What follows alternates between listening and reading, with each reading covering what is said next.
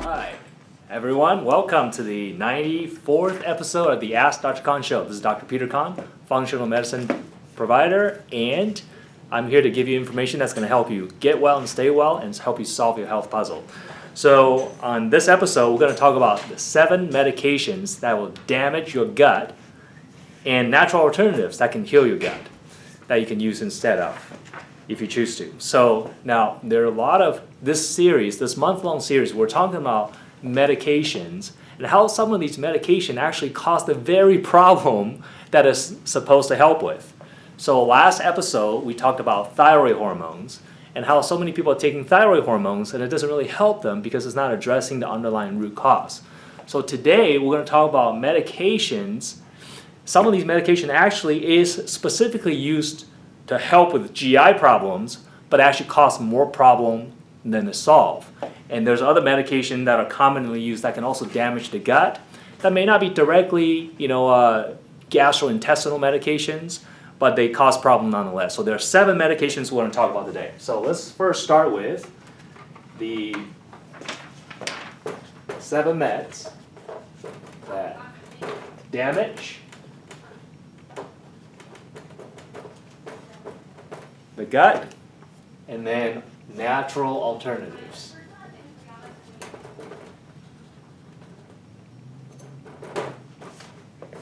All right, so first, of course, we all know our antibiotics.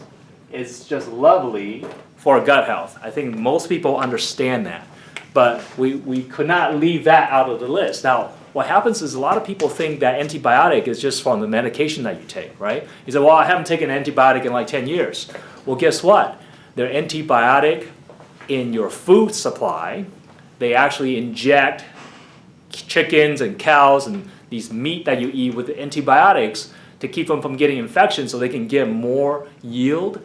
And what happens is these antibiotics in your food can actually get into your system. So many times when I test our patients or our clients, we'll actually see antibiotic residue in the system despite the fact that they haven't taken antibiotic prescription medication for quite some time.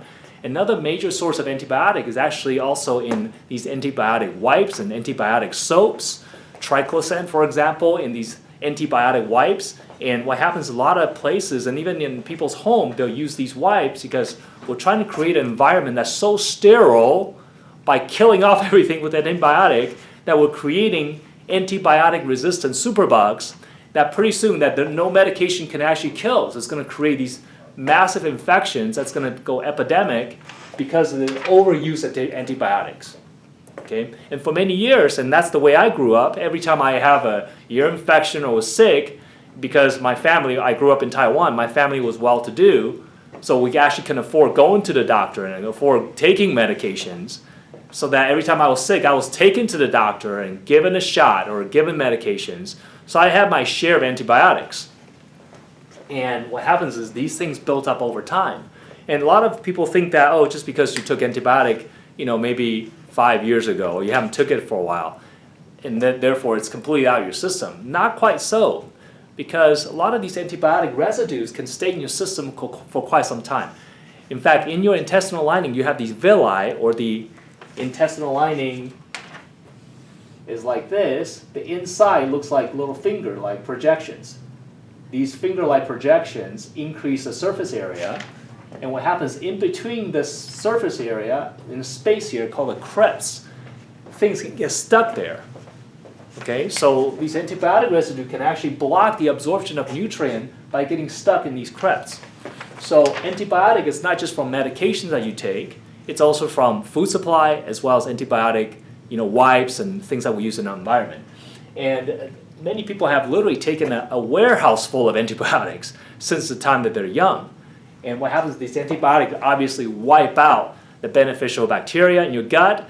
We know now that the gut is your second brain. There are actually more bacteria that live in our body than there are human cells. So you are actually more of a bacteria than human. And when we take antibiotic, we're wiping out these beneficial bacteria that live with us, and they work for us, they produce things for us, they actually control our mood, they control our behavior, they control our immune function. You do not want to mess with this guy. And what happens is antibiotic wipes him out. Okay, so we're going to talk about how we're going to fix that. Number 2 medication is your non-steroidal anti-inflammatories, or NSAIDs. So these is like your ibuprofens, okay, your naproxens. And even your aspirin kind of fall into this category as well. But these non-steroidal anti-inflammatories, like your ibuprofens, are known to cause a leaky gut. They're also known to cause GI bleeds. Basically, they just poke a big hole in your stomach and cause GI bleeding. In fact, it's one of the #1 reasons why people get hospitalized for GI bleed is because of non-steroidal anti-inflammatories. So these medications not only cause frank medical pathologies, in fact, about 14,000 people a year die from GI bleeds as a complication of this medication. 14,000 people. Now, this is an old stat. I haven't looked at it for probably the latest figure, but that stat is based on 10-year ago figures. So the number may be even higher now. So this is not something benign. Every time you pop a Tylenol, or not Tylenol, I'm sorry, Advil, you're potentially increasing your risk of getting a major GI complication. Okay? But not only that, the more insidious or subtle problem it causes, it literally causes a leaky gut. I mean, if you want to damage your gut lining, just go ahead and pop an ibuprofen. And even 1 or 2 can start that process of causing leaky gut. It might take more to cause GI bleed, but it doesn't take very much to cause leaky gut. And leaky gut is a condition where you have chronic malabsorption and chronic inflammation, and it can set the stage for autoimmune disease. So definitely non-steroidals, and people usually take this for inflammation, right, or for pain. But there are natural alternatives that we'll go into. Number 3, need more space here, is your antacid medication. Antacid or your proton pump inhibitors. Okay, so basically these medications reduce the amount of acid that you produce, or it basically neutralizes acid in your stomach. And in case you didn't know, and this is really important physiological fact, you need stomach acid to be produced for you to actually stay alive, for you to have good health, for you to digest and break down proteins, for you to absorb minerals.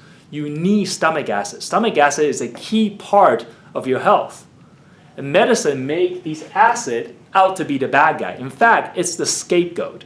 Every GI problem you have, they blame everything on the fact that you have too much acid. In fact, they blame it so much that they give these proton pump inhibitors to even newborns who have acid reflux. I mean, they're just pure stupidity. I don't know how else to say it. You need acid for proper function. You can't just shut this thing off. Now, guess what? Guess how much acid you make per day? You make about 2 liters of stomach acid per day. Liters, folks. Can I borrow that? This is not quite a liter, right? I will say this is half a liter, right? A liter bottle is about 4 of these per day of acid that you produce in your stomach. That's normal. So when people think oh, I make too much acid, I mean, it's ludicrous. You make a lot of acid as normal. Okay? Now, what happens is when you feel the burning, it's because your stomach lining has been compromised, because your stomach lining produces a special mucous membrane that protects itself from its own acid. So it doesn't matter how much acid you have, you're not supposed to feel any burning. And the fact that you feel that is because that lining has been damaged. So ulcer can do that, but the #1 cause of ulcer is actually H. pylori infection, which is a bacterial infection that infects the upper GI tract and can lead to heartburn, reflux, and ulcers.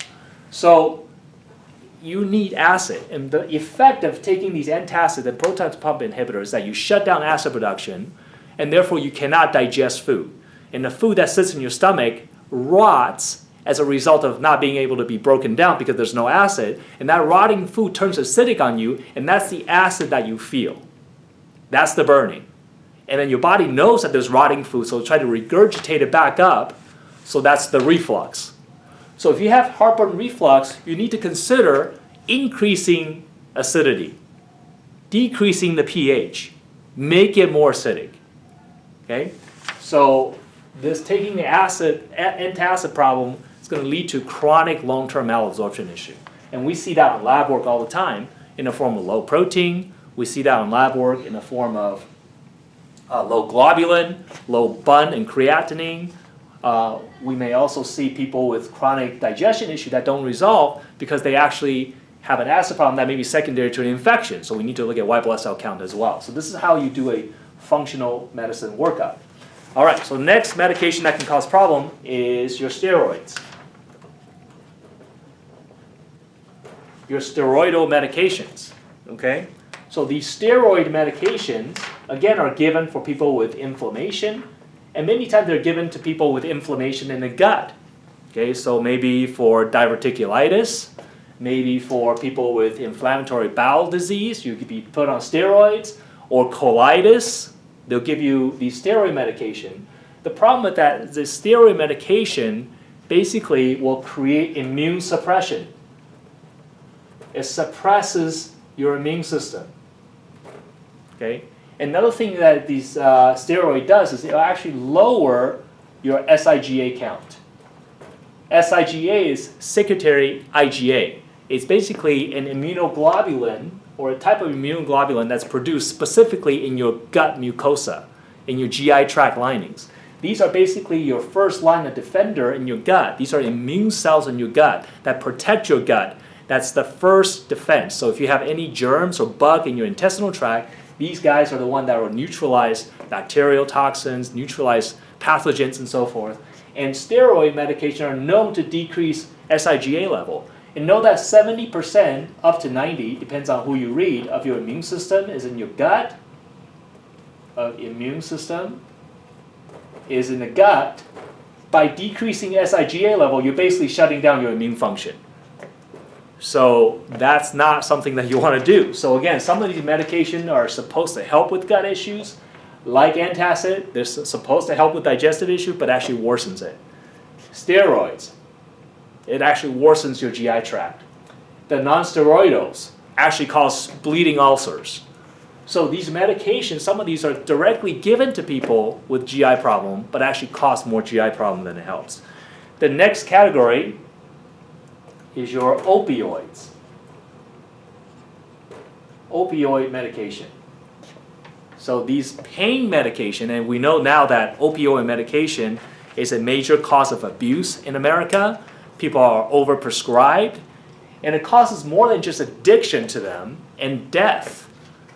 It actually causes a GI problem because your gut is a very sensitive neurological structure. Okay? Your gut is called the second brain because how many nerves there are in your gut that actually senses the gut. That's why you say you have this gut feeling, right? Something's wrong, something you feel in your gut because your gut actually contains neurons. In fact, there are more neurons in your gut than in your spinal cord. That's just how much nerve cells there are. So these opioid medication tend to kind of shut down these gut neuroreceptors, and that's why a lot of time when you take these opioid medication, it causes constipation because it literally shuts everything down and slows the way down. Okay? And number 6 is kind of related to that, is your antidepressants. Your antidepressant medication also can cause GI problem. Know that about 70% of your serotonin is made in the gut. So out of all the serotonin level, this is a neurotransmitter, 70% of them are made in the gut, and so when you take an antidepressant, you're going to start to mess with the receptors, and you're going to start to change the amount of neurochemical that you have in your gut, and that can lead to gut issue. That's why so many people taking these antidepressants, some of the side effects is like nausea, stomach pain, loss of appetite. So these antidepressant medication can cause problem as well. And the last thing is it's really an over-the-counter drug, right? It's not really a prescription drug, and that's alcohol. So alcohol is a drug too, right? People abuse it all the time. And know that alcohol abuse can actually cause SIBO. It's one of the number one cause of SIBO, or small intestinal bacterial overgrowth. which is where you have infection in a small intestine that leads to gas and bloating and IBS. People who drink alcohol to excess will cause them to have SIBO. And know that the alcohol is not great for the gut bugs as well, the probiotics, the friendly bacteria in your gut. These alcohol will damage it as well. And alcohol has been known to be part of the problem for people with stomach issues and cause ulcers. Alcohol will also cause B12 deficiencies, which is also absorbed through the stomach. So alcohol can cause GI tract problem also. So these are the 7 medications that either are supposed to help with the gut dysfunction or gut problems, but actually worsens it, or they may be prescribed for other reasons other than gut issues, but can actually cause problem in your GI tract. Okay? So let's talk about what are some of the things that we can do to naturally support this. Okay? So for antibiotic, now keep in mind that none of this thing that I tell you is meant to diagnose or treat or replace a medical doctor. And none of these natural things I'm going to suggest to you is going to replace the need for medication, replace the need to see a medical doctor if you have a medical condition.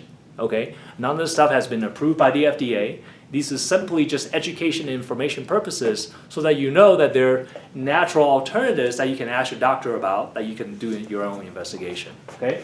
So for antibiotic, for example, if you have some type, if you suspect an infection and you don't know and you want to try something natural, well, there are things like garlic extract can be a natural antibacterial compound. Olive leaf extract can be very helpful. You have things like, even depends on if it's a bacteria or fungal. If it's fungal, then we may look at caprylic acid or Podiarco.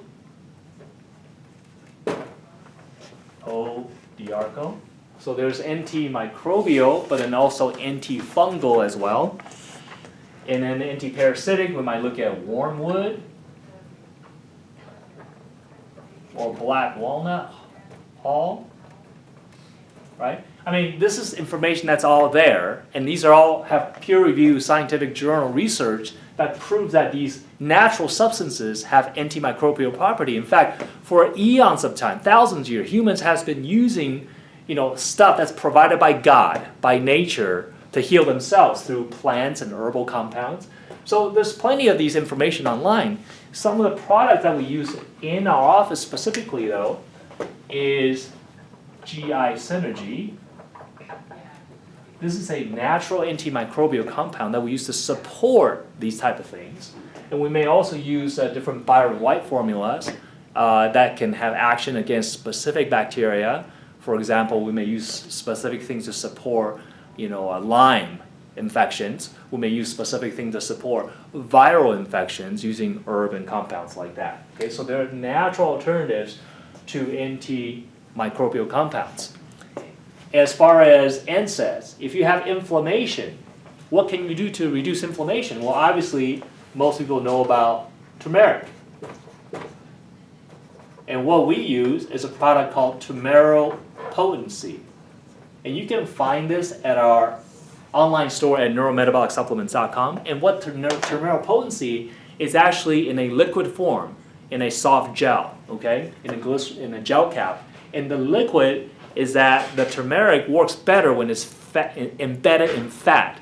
So we actually use fat like from sunflower oil and short chain, medium chain triglyceride to embed the fat, to embed the turmeric inside the fat so that you get better absorption from that. So that's really significant. We also use other liposomal turmeric,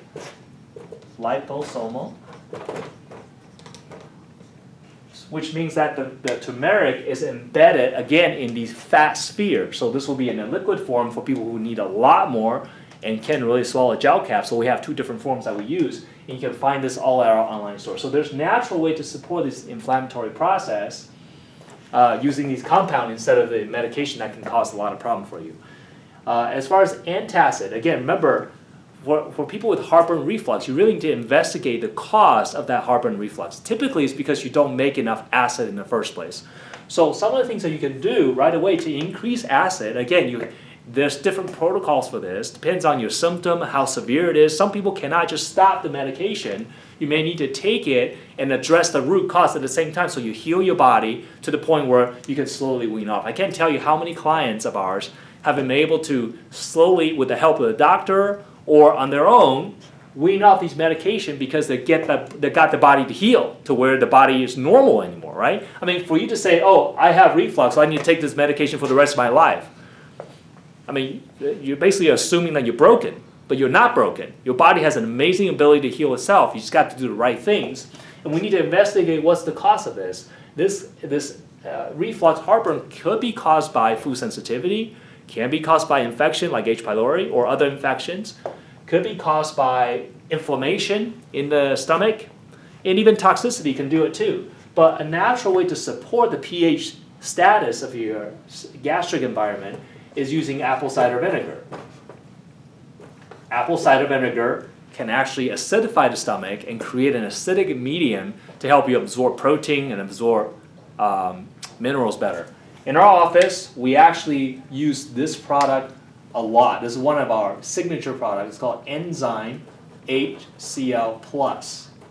What does that mean? That means it contains a broad spectrum of enzymes that break down carbohydrate, fats, and protein, as well as betaine hydrochloric acid to help you with that acidity so that you can actually digest the protein and the minerals. Keep in mind that one of the main reasons why most people have leaky gut or inflammation or food intolerance issue is actually because they can't break down the food because there's not enough enzyme or acid production.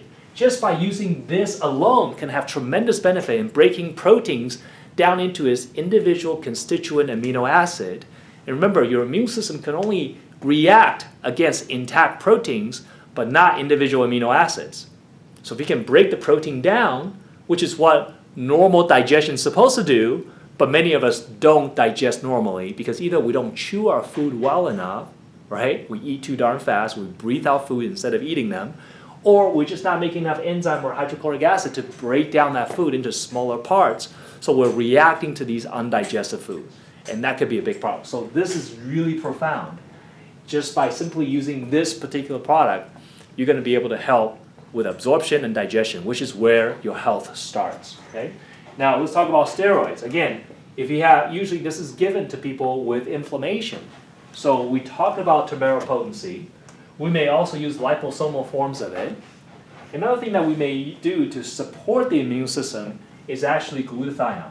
And there's two different forms. We use what's called the acetylglutathione pro, which is actually a capsule form, and this gives you the S-acetyl form of glutathione.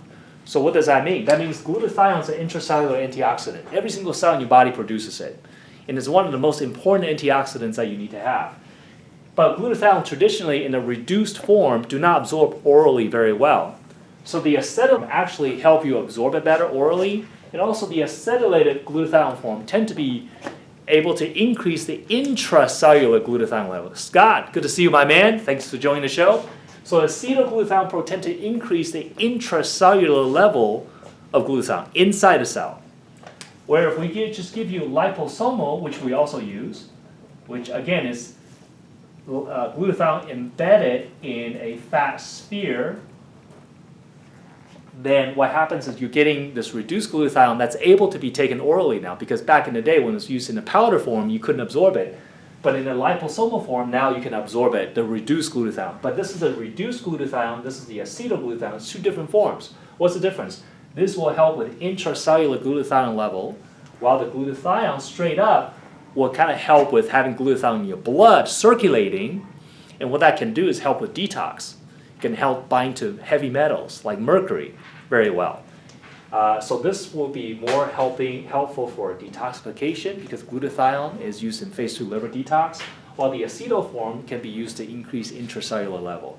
Glutathione form in a liposomal form, again, circulates in the blood. It can help with antioxidant capacity, but so can the acetyl. This is more intracellular, this is extracellular. So it depends on the situation, depends on how you're able to take it. Some people can't swallow pills, we might give them a liquid form. So this is how you can support this immune response by using both combination of turmeric or glutathione to help with people that may need an alternative to steroids, or they've been on steroids for far too long. It's causing a lot of weight gain, causing immunosuppression, causing joint weakness. Then there's natural alternative that can support that pathway. Next, for people with opioids. So typically people take opioids due to pain. Again, the most important thing with pain is you want to identify the cause of the pain. What's causing the pain? Is it because of inflammation? Then if it's inflammation, then the question is what's causing the inflammation? Just supporting the inflammation pathway with natural supplement is cool, right? You're using something natural instead of a medication that can have possibly more side effects, or you desire a more natural approach. However, we need to also find the cause of that inflammation. It could be due to chemical toxicities, could be due to a food that you're eating that you're reacting to, or it could be due to an infection that you have, or blood sugar imbalance. Whatever it is, we need to identify the root cause so that we can help with that. So, with pain, who's to say you can't, you shouldn't dampen pain if you have it. If you're in severe pain, is it appropriate to use some kind of pain management methods to ease the comfort, to ease the pain and create more comfort? It's fine. Just don't mistake that with a permanent solution, because this can lead to addiction and leads to toxicity, not to mention that it damages the gut. Okay. Now, people want to argue about how about cannabis for natural pain relief. I'm not an expert in cannabis, so I can't speak on that. However, it's more important to identify the root cause of pain. Keep in mind that turmeric and resveratrol and these natural anti-inflammatories, as well as proteolytic enzyme like bromelain, have the effect of breaking down inflammation, breaking down even fibrotic tissue. If you're using proteolytic enzyme, can actually break down cellular debris to help decrease pain as well. Okay. Antidepressants. Now, this is a huge category. This past weekend, I was just at a professional seminar called The Aging and the Development of Brain, which we talk a lot about neurotransmitter health. And this is a topic that I'm very familiar with. As a chiropractic neurologist, that's what we work with all day.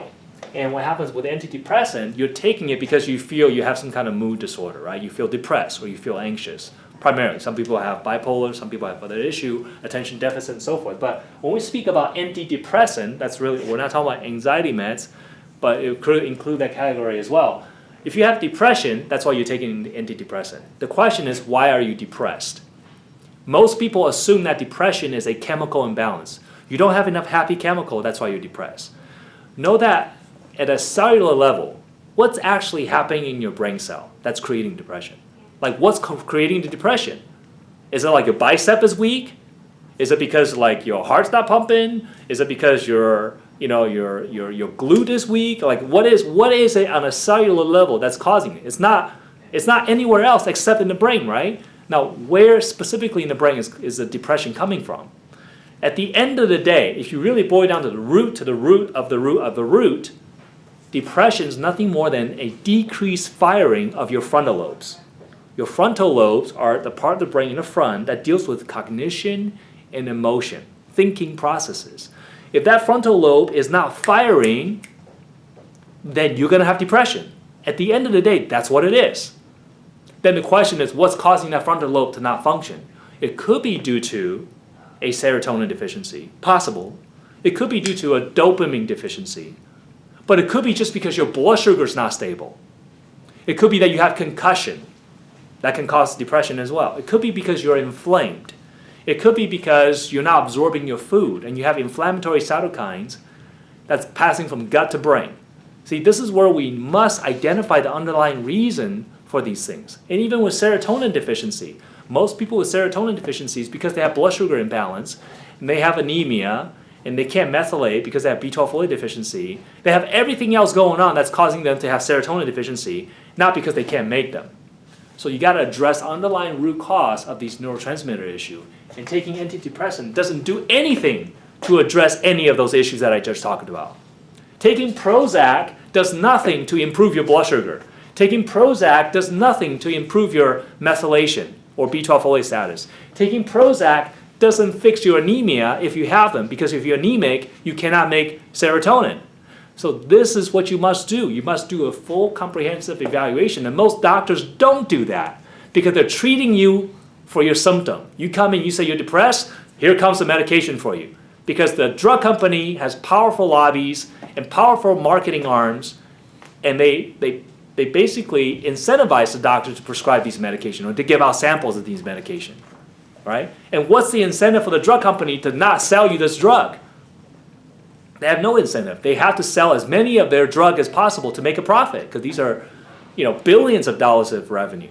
That's not going to stop overnight. So it's up to you to take your health into your own hands. Or you just say, well, I just want to feel good. Well, you can feel good by smoking crack, but does that mean it's the right thing to do? See, there's right and wrong. There's right and wrong in this world. You must do what's right for your body.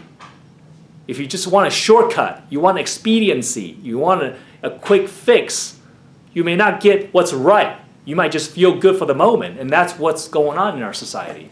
Do what's right. Find a doctor that'll do right by you, by teaching you the right approach, so that you know what type of question to even ask. Instead of just asking, hey, what's the latest drug for my symptom? You're going to ask, what's causing my symptom in the first place? That's what you must do. Last but not least, alcohol. I guess I don't have a natural alternative to alcohol. Anybody finds one, let me know. But this is the thing. Alcohol is I enjoy a glass of wine once in a while, okay? I actually enjoy the taste of tequila. It's crazy. But I don't drink it all that much, because when I do, I feel crappy, man. Right? So when I feel crappy, I don't do those things. Why would I keep damaging myself? Right? This is again about chasing after pleasure instead of chasing what's right. So I don't drink all that much. When I do, I don't feel good. So limited. Just limited. You don't have to have a drink every day. Right? You could just drink on the weekends. And when you drink, just keep it to 1 or 2, not like 5 or 6 until you're wasted. Just keep it under control. If anything, just exercise some balance there. Okay? So it's not that difficult. So we talked about the 7 medications that can damage the gut, even though some of these claim to fix your gut issue, but they really don't. They cause more problem down the line. And some of the natural alternatives that you can do. I'm going to put some link to these things in this post so you have a resource. If you need something that's going to help support the natural healing process, you have an alternative that you can go to that's high quality, that's been formulated to specifically address these physiology pathways, instead of just like, green pharmacy where, hey, just take this by itself. Sometimes these herbs work better in combination than just by themselves. So if you take garlic and you have to take this, you have to take this, you'll be taking like 15 bottles of stuff just to equal to what this one product will do, because it's formulated with everything in it. So hopefully that helps you. And my goal is always to be a resource for you. If you're doing certain things, you try some of these things on your own. We also put out a lot of posts about different gut repair processes you can do on your own. If you feel like you're just not getting all the way there despite your dietary changes, keep in mind that diet, although it's really important, does not get rid of an infection or toxin. This is where you need to work with a doctor. If you have something that's not resolved, you may have more than just a dietary issue. This is where we come in. So if you need help, I'm here for you. Call us at 480-988-6269 if you need a professional help, you need a consultation, you need a case review. If you're out of the area, we help people virtually through virtual consultations, through Skype consultation and FaceTime. So even if you're not locally to where we are, it doesn't matter where you are in the world. We have clients in Australia, in London, in Europe, in all different parts of the world, and throughout North America. If you need help, just Facebook private message us or email us at info@askdrkan.com, or you can just call us 480-988-6269. We'll be more than glad to get you set up for a time where we can chat and see if we can help you so that you can get your health goal and start feeling better.